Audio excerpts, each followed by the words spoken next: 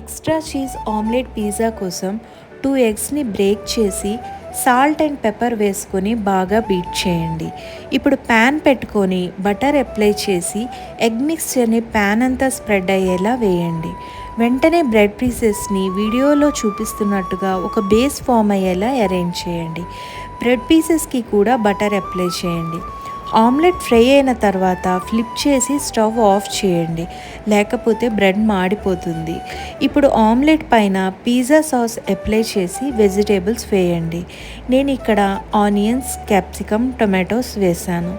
లాస్ట్లో shredded cheese or diced cheese వేసి stove on చేసి లో ఫ్లేమ్లో మూత పెట్టి 3 minutes కుక్ చేయండి. అంతేనండి, extra cheese omelette pizza ready.